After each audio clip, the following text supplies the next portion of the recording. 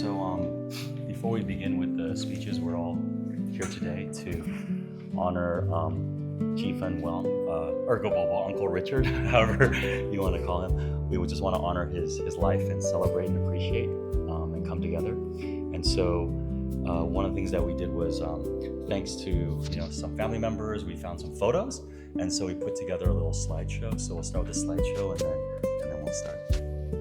All right, here we go.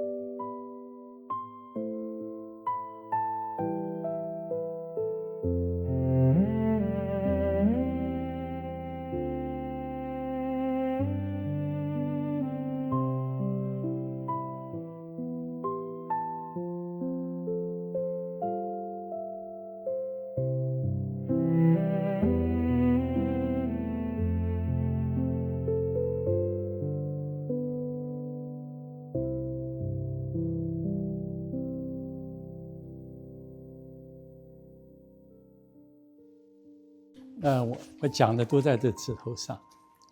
父母已经给他取的名字叫王继奋，就是希望他这一生继续奋斗。他其实这一生也是跟着这个期盼，不断的奋斗。只是呢，他这一辈子过得非常辛苦。我们家里面有6个兄弟姐妹，3男3女。王继奋排行第3，我排第5。我称呼他为二哥，他比我大4岁。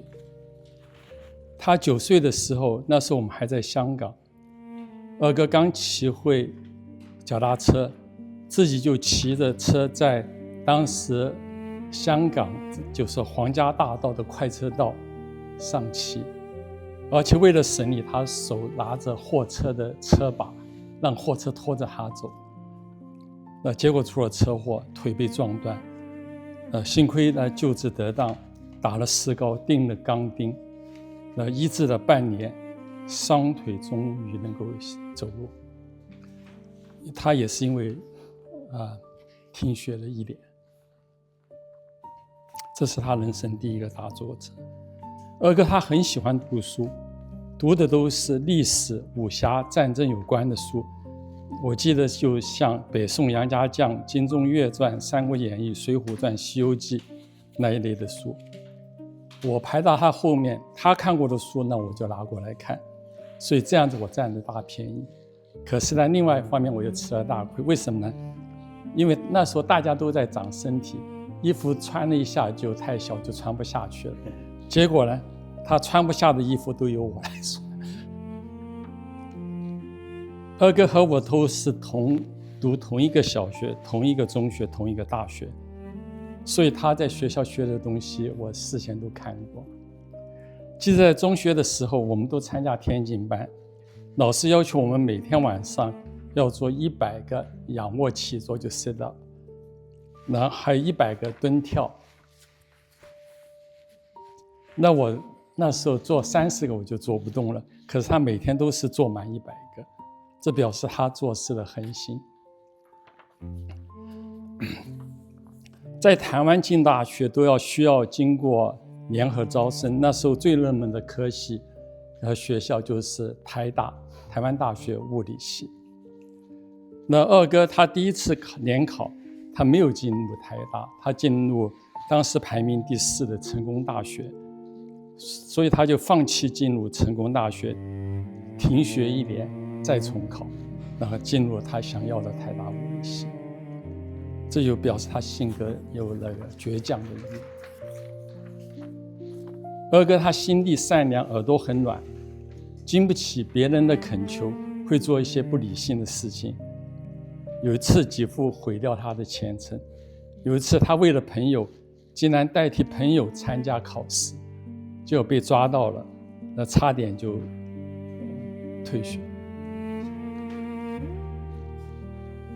二哥最大的失败是他这一生中没有找对适合自己的方向以及适合自己的工作，趁早准备自己来适应未来社会的需要。在那个年代，对年轻人最大的主流就是学习理工，然后到美国继续进修，找到一份适合自己的工作。在这方面他完全失败。首先他去加拿大学数学，后来又去美国 Stony Brook， 又去了麻省理工学院 MIT 去读地球物理，最后因为搞不清自己的方向，然后也由于学习压力，也不善于和人沟通，所以最后就是一事无成。1981年父亲中风，二哥花了很多时间照顾父亲，他读了很多有关中药的书籍。1985年父亲过世后，就葬在这个乌朗，而且就是在这边。那后来母亲因为是佛教徒，就把父亲的骨灰坛搬移到万佛城，所以今天二哥骨灰安放的地方就是当年父亲骨灰坛的位置。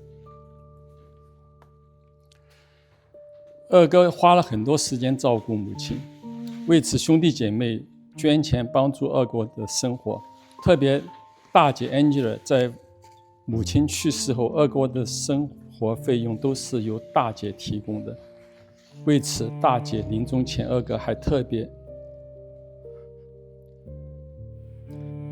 对大姐多年的付出表达感谢，这对大姐也是安慰。在这里我们要特别感谢阿杰还有 Kelly 这对夫妇，他对我们家十分有缘。在30多年前，阿杰就来我们家帮我们清理杂草。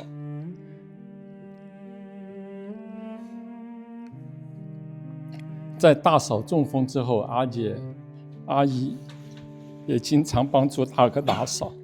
18年前，二哥在搬去 Oakland 的时候，他们也就经常一直照顾二哥，一直到二哥今年去世。在大姐身体虚弱的时候，他们每星期都来看大姐，而且带很多东西给大姐吃。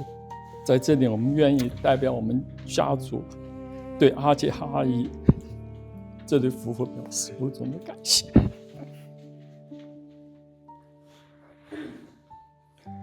二哥他走完这坎坷的一生，他这一生充满着奋斗和无奈，因为他处的环境是根本就不适合他的。父亲在世的时候就对我感叹，他认为二哥不应该来美国，他因为二哥应该留在台湾，当年应该考师范大学，以后在台湾东部的中学教物理、数学以及历史，在一个没有压力的环境和孩子们讲讲课、聊聊天、吹吹牛，过一个正常人的生活。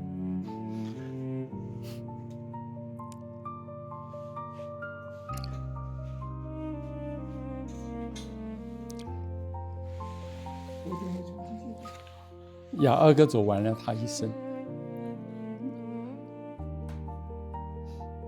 希望他在未来能够重新过着一个正常人的生活。好，谢谢。刚刚本来不想讲，后来听了王继续讲的话，我就讲几句。这是我观察，我认识他很久了，从 Stony Brook 开始。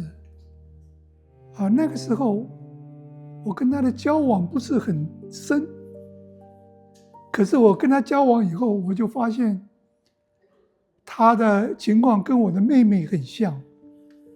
我的妹妹也是一个高材生，台大她毕业后来就出了毛病。我妈妈一直不承认她有病，可是我知道她是有病的。我跟她住在，她到我们家来，我们就知道，她很年轻的时候就一生就是怎么讲，就在这种情况里面 ，always 有人在跟她讲话，她正事也没办法做。我认为王基奋就是类似的事情，他有病，不知道他们家人有没有知道他有病，有没有面对这个现实。像我们家是没有办法面对，像我是没有面对。可是后来我的妹妹是在一个 group home 就生存了，所以我是觉得有点可惜。这种病在中国人里面很难接受，家里面也很难去照顾，就只能吃药来解决问题。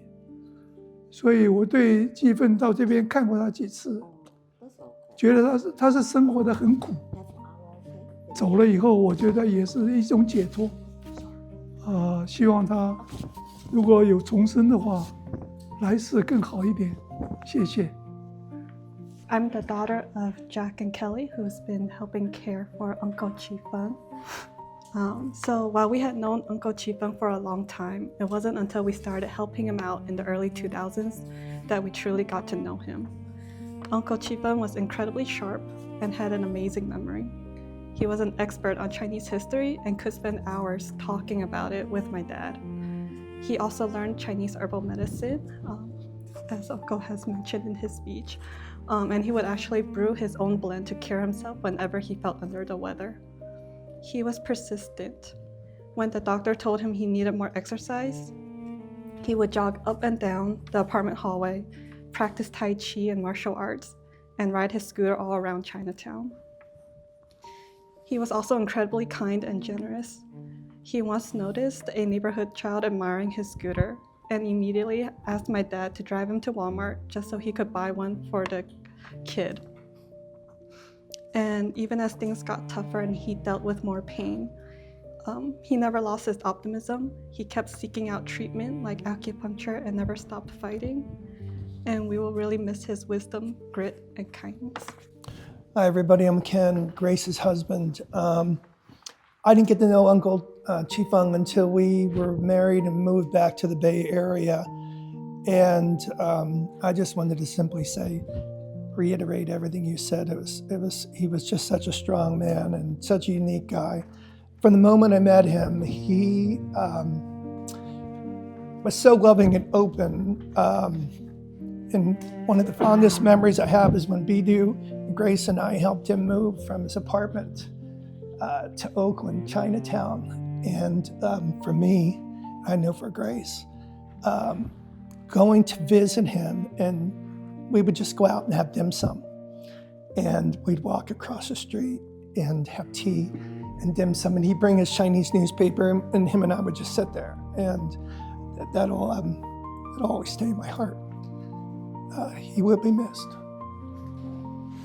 Okay, so one of my favorite memories with him was like going to downtown Chinatown and like shopping for like Chinese New Year decorations. And we had a lot of fun, and we went and ate, and we had a really good time together, and I will miss him. Some of my happiest moments with Ergo Bobo were the weekend dim sums at Peony. I remember he always seemed so happy to see us and spend time with us. I will miss him very much. My favorite memory of Ergo Bobo was when I was 5, and he had just come home after he had like gotten out of the hospital from his stroke. And to prove that he was as strong as ever, he challenged us to race us down the hallway and see if he could beat us. Yeah, I will always remember him for his playful and determined spirit, and I hope that we all remember him. So I also have prepared a couple words for my uncle. So I've come to realize in life, there are people who teach us simply by just being themselves and by letting us in. And my uncle, or Ergo Bobo, was one of those people. I remember he and my Nai went for my middle school graduation, and he attended so many events in my life, especially the boys' bar mitzvah as well. And in so many moments between now and then, as I grew older, I truly understood that, as most of you guys have observed, for many years in his life, it was not an easy one. There were challenges, misunderstandings, and there was real pain. And the pain he carried was in ways that many folks never saw. But what always struck me was that despite all of that, he never stopped being so kind, so curious, right? So playful. And man, he had a voracious appetite to learn and read. He had an extraordinary mind for history. And I remember whether it's China, Russia, Germanic Empire, the rise and falls, the forces that shaped civilizations. I think in talking with him and really listening to him, it opened a window that I didn't really realize was there until I got older. It helped me understand him. It helped me understand my dad. It helped me understand all of our family. And where they came from, all the stories they brought, and I just think that from this cultural clash, from mental health, from all these dynamics, I think through it all, he truly was someone special.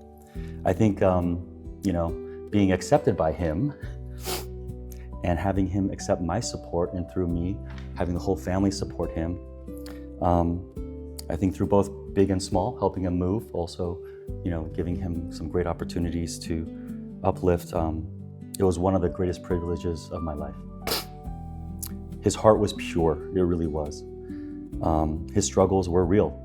And I think through all of that, in his own way, he let both me in, and towards the end, he let his family back into his heart, and that was beautiful.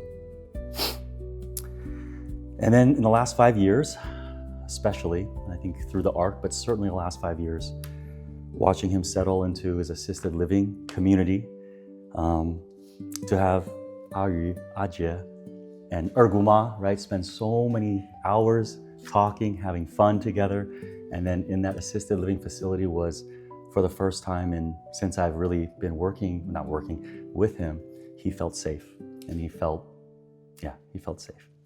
And he also made some friends along the way, which was nice at the assisted living facility. I will miss his smile. I will miss his stories about Napoleon, the Great Wars. I will miss his laughter.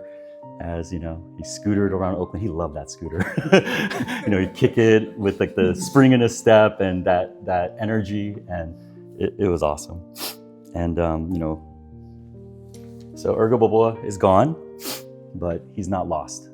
I think he lives in the stories that he told me, my kids, all of us, in the brothers and sisters that he loved, and in the way that I now see the world a little bit differently, because he took time to share his world with me. Farewell, Ergo Bobo.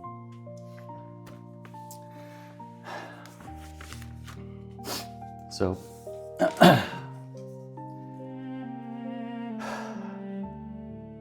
think maybe take 30 seconds just to have some quiet reflection, and then I think we'll conclude the ceremony.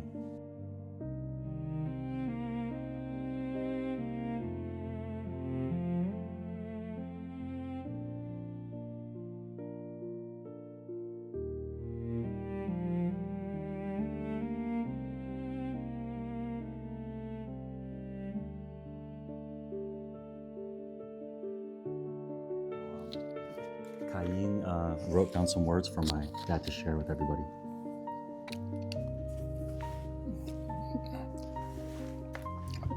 凯因他因为2个膝盖都换过，所以现在正在复原，所以没办法来，所以他写的一些话要我在这上面跟二哥讲。他二哥妈妈在的时候，我和季信每个星期都会去看你们，要你们出去吃东西、买水果，和你们谈心，建立了彼此的关心和信任。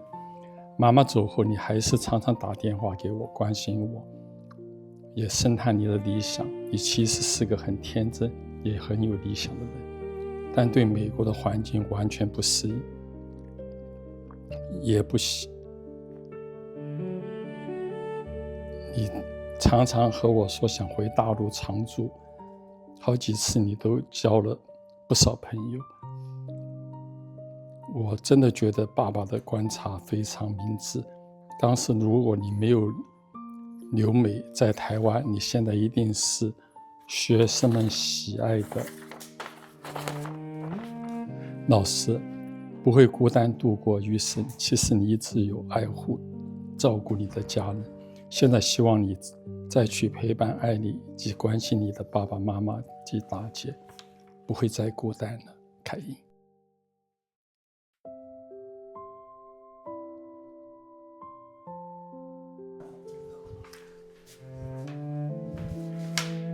Ergo Bobo's urn's going to be here.